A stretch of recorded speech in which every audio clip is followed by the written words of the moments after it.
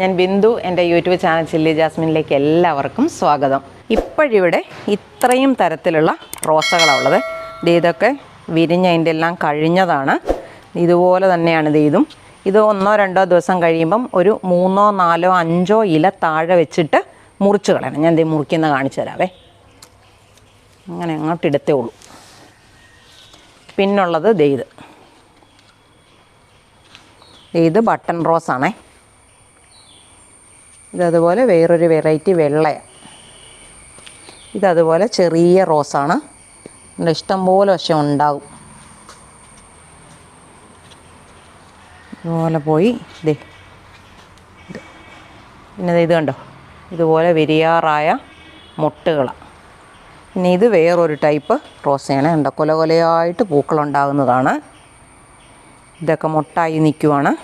മഴയാകുമ്പോൾ നമ്മുടെ പൂക്കൾ അധികം ദിവസം നിൽക്കത്തില്ല കേട്ടോ. അതുപോലെ ഈ വെറൈറ്റി ഇത് തന്നെയാണിത്. ചെടി അറിയാതെ നമ്മൾ 1-2 ഒക്കെ മേടിക്കുന്നതാണ്. അപ്പോൾ അങ്ങേ സൈഡിലോട്ടൊക്കെ മുട്ടുകളൊക്കെ വരുന്നതേ ഉള്ളൂ. പല ടൈപ്പ് റോസകൾ നമ്മുടെ മുറ്റത്ത് വിരിഞ്ഞ് നിൽക്കുന്നത് കാണാൻ ആഗ്രഹമില്ലാത്തവരും ഇഷ്ടമില്ലാത്തവരും ഇല്ല. അതുപോലെ ഭംഗിയായിട്ട് റോസപ്പൂക്കൾ എവിടെയെങ്കിലും നിൽക്കുന്നത് കാണുമ്പം നമ്മുടെ മുറ്റത്തും ഇതേപോലെ നട്ടു വളർത്തണം എന്നാഗ്രഹിച്ച് ഏതെങ്കിലും നേഴ്സറിയിൽ നിന്ന് ഒരു റോസയുടെ തൈ നമ്മൾ വാങ്ങിച്ചുകൊണ്ട് വരും. നല്ല വ്യത്യസ്തങ്ങളായതും ഭംഗിയുള്ളതും വലിപ്പമുള്ളതുമായ പൂക്കൾ തരുന്നത് ബാംഗ്ലൂർ റോസാണ്, അല്ലെങ്കിൽ ബഡ് റോസാണ്. അത് വാങ്ങിച്ചു കൊണ്ടുവന്ന് നട്ടിട്ട് നമ്മളെല്ലാം പരാതി പറയും. നട്ടതുപോലെ തന്നെ നിൽക്കുക, അല്ലെങ്കിൽ 1-2 പൂക്കൾ ഉണ്ടായതിന് ശേഷം അതിൻ്റെ ഇലകളെല്ലാം കൊഴിഞ്ഞ് ചെടികൾ നശിച്ചു പോയി എന്ന് പറയും. ഇതേപോലെ പരാതി പറയാതിരിക്കാൻ എങ്ങനെ ഒരു റോസ നട്ടുപിടിപ്പിക്കണം എന്നുള്ളതാണ് ഇന്നത്തെ നമ്മുടെ വീഡിയോ. ഇതാണ് ഇന്ന് എനിക്ക് നട്ടുപിടിപ്പിക്കാനുള്ള റോസ. ഇതേപോലെയാണ് നമ്മൾ സാധാരണ നഴ്സറിയിൽ നിന്ന് വാങ്ങിച്ചുകൊണ്ട് വരുമ്പോൾ ഇരിക്കുന്നത്. അപ്പോൾ ഇതിനെ നട്ടുപിടിപ്പിക്കാനായിട്ട് നമ്മളിതിൻ്റെ കവർ ഇതുപോലെ കീറിയിട്ടെടുക്കും. അപ്പോൾ കത്രിക ഉണ്ടെങ്കിൽ നല്ല ഭംഗിയായിട്ട് കീറിയിട്ടെടുക്കാം. ഞാൻ കാണിച്ചു തരാവേ.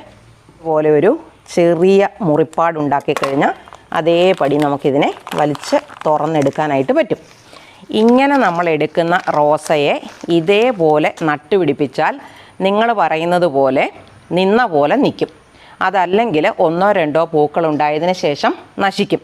അതിന് കാരണം എന്ന് പറയുന്നത് ഇതിൻ്റെ വേരുകൾക്ക് നമ്മളുടെ പോട്ടിംഗ് മിക്സിലേക്ക് പടരാനായിട്ട് പറ്റാത്തതാണ് അതിനുള്ള കാരണം. അതുകൊണ്ട് ഞാൻ ചെയ്യുന്നതെന്ന് പറഞ്ഞാൽ, ഇങ്ങനെ റോസ നട്ടുപിടിപ്പിക്കുന്നതിന് മുന്നേ ഇതുപോലൊരു പാത്രത്തിനകത്ത് വെള്ളമെടുത്തിട്ട് അതിലേക്ക് ഇറക്കി വയ്ക്കും. കണ്ടോ, ഇങ്ങനെ വെക്കും. ഇനി നമുക്ക് ഇത് നട്ടുപിടിപ്പിക്കാനായിട്ട് ഒരു ചട്ടി വേണം. അപ്പം ഞാൻ ഈ ചട്ടിക്കകത്താണ് നട്ടുപിടിപ്പിക്കുന്നത്. അപ്പം നട്ടുപിടിപ്പിക്കുന്നതിന് മുന്നേ നമ്മൾ നോക്കണം, ഇതിനകത്ത് വരുന്ന വെള്ളം വാർന്നു പോകുന്നതിനാവശ്യമായ ഡ്രെയിനേജ് ഹോളുണ്ടോ. ഇതിനകത്ത് ഇപ്പോൾ എത്ര ഹോളുണ്ടെന്ന് എണ്ണി നോക്കിയിട്ട് നിങ്ങളൊന്ന് കമൻറ്റ് ചെയ്തേ. ഇതിലിപ്പം നമ്മൾ നോക്കിയാൽ ഒരു ഹോള് പോലും ഇല്ല. പക്ഷേ ഹോൾ ഇടാനുള്ള സ്ഥലം ഇവിടെ മാർക്ക് ചെയ്തിട്ടുണ്ട്, കണ്ടോ. അപ്പം നമുക്കിവിടെ ഒരു ഹോൾ ഇട്ടതിന് ശേഷം വേണം ഇതിനകത്ത് ചെടിയെ മാറ്റി നടാൻ. അപ്പോൾ നമുക്കിതിനൊരു ഹോളിടാം. ഒരു 3 ഹോള് ആവശ്യത്തിന് വലിപ്പത്തിനുള്ളത് കിട്ടിയാൽ മതി. ഇപ്പോൾ കണ്ടല്ലോ, അതുപോലെ ഇത് ഇച്ചിരി വലിയ ഹോളായിപ്പോയല്ലോ. അപ്പോൾ 2 മതി. അപ്പോൾ നമ്മൾ ഈ ഹോൾ ഇതിനകത്തോട്ട് ഇട്ടതിന് ശേഷം ഇതേപടി മണ്ണ് നിറച്ചാൽ മണ്ണ് മുഴുവനും വെള്ളം ഒഴിക്കുമ്പം ഒഴുകിപ്പോവും. അപ്പം നമ്മളങ്ങനെ വരാതിരിക്കാൻ വേണ്ടി ഇതിനെ എന്തെങ്കിലും തരത്തിലുള്ള കല്ലോ ഓടിൻ്റെ കഷ്ണമോ എന്തെങ്കിലും വെച്ചിട്ട് നമുക്ക് അടയ്ക്കാം. അപ്പം ഞാൻ ഇതേപോലെ 2 ഓടിൻ്റെ പീസ് വെച്ചിട്ട് അടയ്ക്കാൻ പോവാണേ. അപ്പോൾ അത് അവിടെ വെച്ചു. ഇത് നമുക്ക് ഇവിടെയും വയ്ക്കാം. കണ്ടോ, അതുപോലെ അടച്ചു.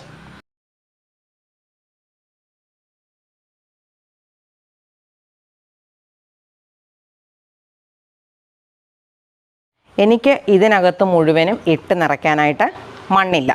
നാഴിയോ ഇടങ്ങഴിയോ മണ്ണിനകത്ത് നാരായണക്കിളിയുടെ കൂട് പോലെ ഒരു ചെറിയ വീടും വെച്ച് താമസിക്കുന്നതാണ് ഞാൻ. എന്നെപ്പോലുള്ളവരാണ് ഈ ടൗണിലൊക്കെ താമസിക്കുന്ന അധികം ആളുകളും. അപ്പം ഞാനിത് നിറയ്ക്കാൻ വേണ്ടി ചെയ്യുന്നത് എന്നാണെന്നറിയോ, ഇതുപോലെ കണ്ടോ, ചെടിയുടെ ഒക്കെ ചവിട്ടി വളരുന്ന കളകൾ കണ്ടോ, ഇതുപോലുള്ള കളകളൊക്കെ പറിച്ച് ഞാൻ കൂട്ടി വെക്കും. ഇത് ഞാൻ അതുപോലെ ചാക്കിനകത്ത് പറിച്ചിട്ട് വെച്ചിരിക്കുന്നതാണേ. അപ്പം അതിനകത്തുനിന്ന് ഞാൻ കുറച്ചെടുത്ത് ഇതിൻ്റെ അടിവശത്തേക്ക് ഇടുവാണേ. ഇതിനകത്ത് പുല്ലും കാടും ഒക്കെ ഉണ്ട്, കണ്ടോ. കുറച്ചെടുത്ത്, അതായത് വള്ളിപ്പുല്ലായ കാരണമാണ് ഇങ്ങനെ നീണ്ടു പോയിരിക്കുന്നത്. അപ്പോൾ അതെ ഇതേപോലെ ഇതിനകത്തോട്ട് വെക്കും. ഇതേപോലെയുള്ള പച്ച ഇലകളുടെ മുകളിലോട്ട് നമ്മുടെ ചെടിയെ നേരിട്ട് വെച്ച് കഴിഞ്ഞാൽ അത് ഈ പച്ച ഇലകൾ അഴുകുമ്പം ചൂടുണ്ടാകും. ആ ചൂട് കൊണ്ട് നമ്മളുടെ ചെടിയുടെ വേരുകൾ ചിലപ്പം നഷ്ടമായേക്കാം. അപ്പോൾ അങ്ങനെ വരാതിരിക്കാൻ വേണ്ടി ഇതേപോലുള്ള ഉണങ്ങിയ ഇലകൾ കുറച്ച് ഈ പച്ചിലകളുടെ മുകളിലേക്ക് നമ്മൾ ഇട്ട് കൊടുക്കും. കണ്ടോ?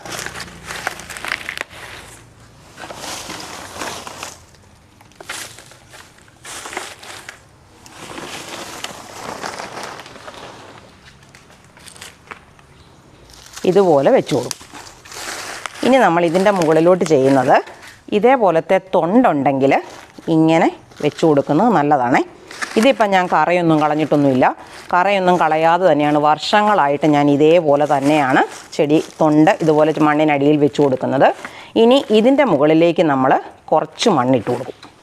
ഇതിൽ നിന്ന് ഇതുപോലെ മണ്ണിട്ട് കൊടുക്കും. ഇത് ഞാൻ മണ്ണിങ്ങനെ ഉള്ള സമയത്ത് വാരി മിക്സ് ചെയ്ത് വെക്കുന്ന പോട്ടിംഗ് മിക്സാണ്. നമ്മുടെ പോട്ടിംഗ് മിക്സ് എങ്ങനെയാണ് ഉണ്ടാക്കുന്നതെന്നൊക്കെ നിങ്ങൾക്ക് നല്ലതായിട്ട് അറിയാം. ഇപ്പം ഇത്രയും ഉയരം വന്നു എന്ന് പറഞ്ഞിട്ട് കാര്യമില്ല. ഇതിനടിയിൽ കിടക്കുന്ന പച്ച ഇലകളാണ്, ഉണങ്ങിയ ഇലകളാണ്. വെള്ളം ഒഴിച്ച് അവരൊക്കെ അഴുകുന്ന അവസരത്തിൽ നല്ലതുപോലെ ഇതിന് താഴേക്ക് ഇരുത്തം വരും, പൊക്കം കുറയും. ഇതിൻ്റെ മുകളിലേക്ക് വേണം നമുക്ക് നമ്മുടെ റോസയെ വയ്ക്കാൻ. അപ്പോൾ നമ്മളിത് കവറ് കളഞ്ഞേച്ച് ഇതുപോലെ മണ്ണിനകത്ത് വെച്ചിരിക്കുമല്ലേ. അപ്പോൾ ഇതിൻ്റെ മണ്ണ് ഉണ്ടോ, നമ്മൾ ഈ വാങ്ങിക്കുന്ന റോസൊക്കെ ഉണ്ടല്ലോ, പശിമയുള്ള മണ്ണിനകത്ത് അവർ തൈ നട്ട് വളർത്തുന്നത്. കാരണം അവരിങ്ങനെ ലോഡിംഗ് ഒക്കെ നടത്തുന്ന അവസരത്തിൽ മറിഞ്ഞൊക്കെ പോയി വേരുകൾ നഷ്ടപ്പെടാതിരിക്കാനൊക്കെ വേണ്ടിയിട്ടാണ് അവരതുപോലത്തെ പശയുള്ള മണ്ണിനകത്ത് നടുന്നത്. അപ്പം നമ്മളിത് ആ മണ്ണെല്ലാം ഇതിനകത്തേക്ക് കളയും. മുഴുവൻ മണ്ണ് കളയണമെന്നൊന്നുമില്ല. ഇത് കണ്ടവരുടെ വേര്, ഈ വേരുകൾ കിട്ടത്തക്ക രീതിയിൽ വേണം നമ്മൾ ചെടിയെ നടാൻ. അപ്പോൾ ഇതേപോലെ ഞാൻ 1-2 പ്രാവശ്യം നമ്മൾ ഈ വെള്ളത്തിനകത്ത് പൊക്കിയെടുക്കുവാണെങ്കിൽ മണ്ണ് കുറേ അധികവും മാറിക്കിട്ടും കേട്ടോ. മുഴുവനും മാറണമെന്നില്ല, വേരുകൾ പുറത്ത് വന്ന് തുടങ്ങിയാൽ മതി.